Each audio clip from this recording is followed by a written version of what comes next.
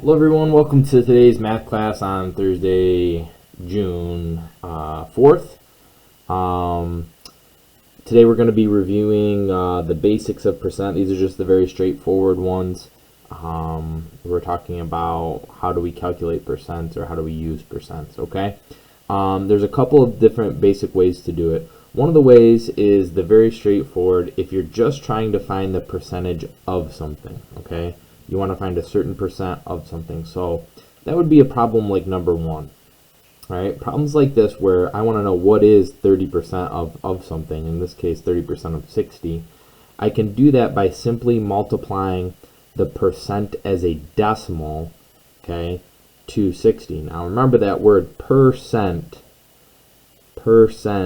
literally means per 100, right? We talked about that in class when we did this, that cent, like how many years are in a century, 100, how many cents are in a dollar, 100, right? How many centimeters in a meter, 100. So percent means per 100. So when I see 30%, that means 30 per 100, right? And 30 per 100 is 30 over 100. Okay, and if you divided that on your calculator, you would find out that that is 0.30, which is 3/10 or 30 hundredths. Okay, again, if I had something like, it'd be easier if I did something like this, so you could see, because then you don't have the option of calling it tenths. 31 per 100 is 31%, which is a decimal, is 31 hundredths. Okay, this would be equal to 30%.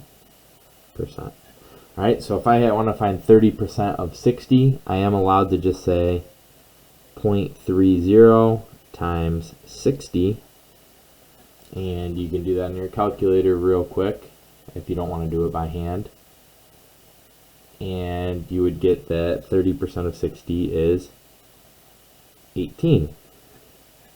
Okay, now this works for this very specific application. This is the easiest way to do a problem that is written like this, if I'm trying to find a percent of something. And in fact, this works in a lot of the applications that you use a percent as well.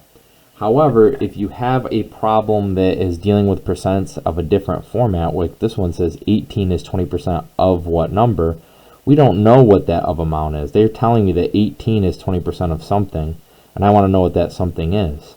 So I can't just do 0.20 times 18, because that would be 20% of 18. I don't want 20% of 18. I want to know what number, okay, do I find 20% of that gives me an answer of 18.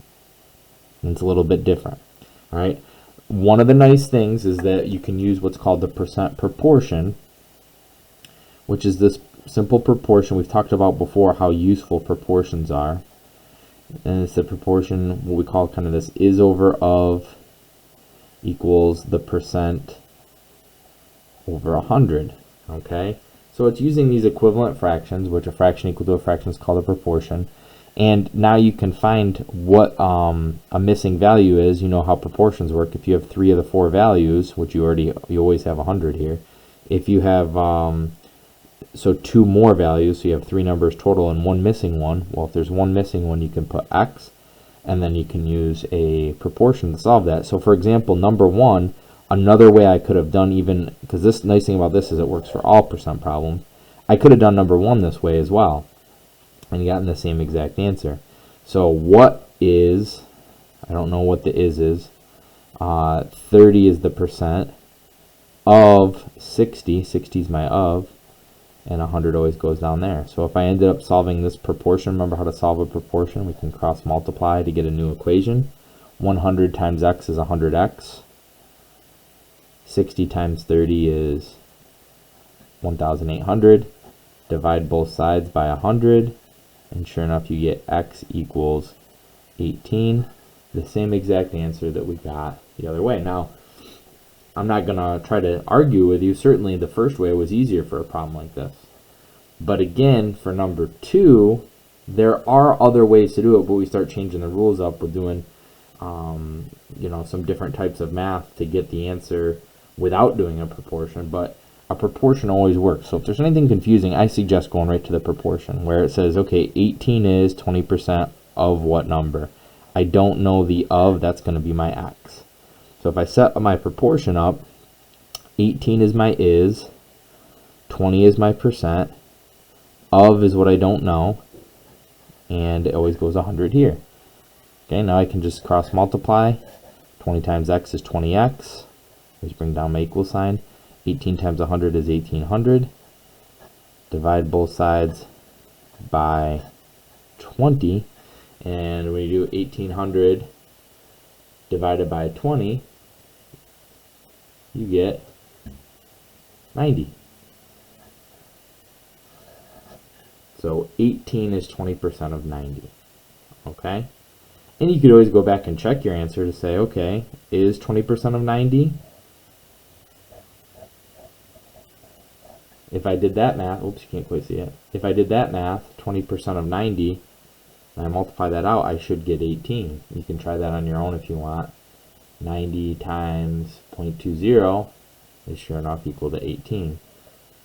So it really does work like that. Okay, so these are some options for you with percents. This is what you should know for the basics of percent. And all your work for page 1 and 2 is due tomorrow. And then next week we're just going to do another day of applications of percent on page 3. And then we'll do a little bit with inequalities on page 3 on Tuesday. And then you have just a couple of fun interview questions to write after that to complete your work for the school year. All right. I hope that all made good sense to you. It was a nice quick review of the basics of percent. And I will have a meeting on Zoom tomorrow at 11 if you have any questions or if you just want to say hi. All right. Everybody have a good day. It's going to be hot out there this afternoon. And I'll talk to you tomorrow. All right. Bye.